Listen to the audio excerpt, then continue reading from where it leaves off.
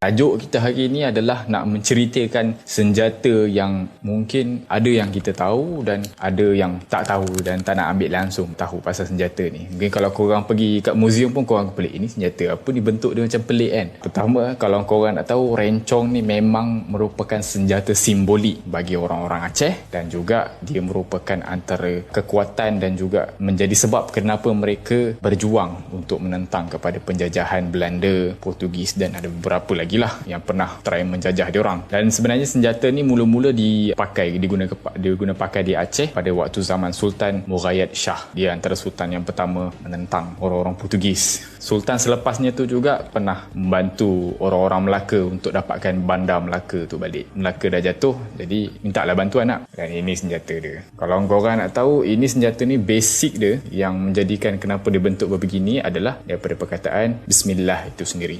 Boleh tengok kat sini.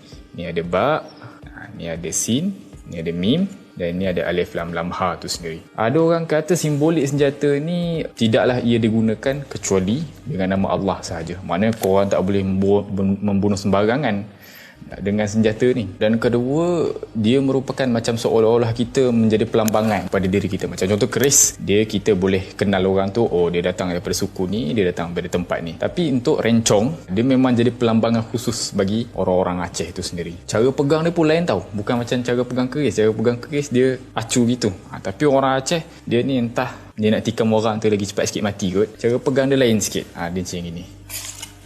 Jadi kalau dia tikam orang, itu dia akan pegang gini. Jadi kalau contoh dia tengah selitkan rencong ni dekat pinggang, dia bukannya macam keris. Keris kan menghadap depan gitu kan.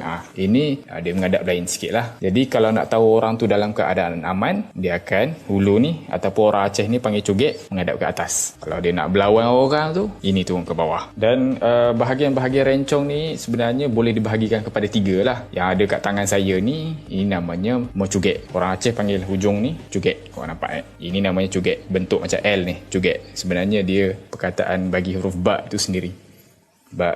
Ada setengah tu hiasan dia memang cantik. Itu hanya untuk raja-raja dan orang-orang kaya bangsawan tertentu. Nama dia mempucuk. Dia ada bunga dekat sini, kat bahagian pertengah ni dia ada bunga. Lepas tu nanti hiasan ni ada bunga, ni pun ada bunga lagi. Ni cuma hiasan orang biasa je lah. Selepas perlawanan orang-orang Aceh tu mula berkurang dan mengarah kepada perang gerila, dia kalau nak gunakan ni macam payah sikit nak sorok kat baju. Jadi dia orang buang ni, dia orang gergaji ni dia buang, jadilah bentuk pedoi. Pedoi dalam bahasa Aceh maksudnya tak sempurna.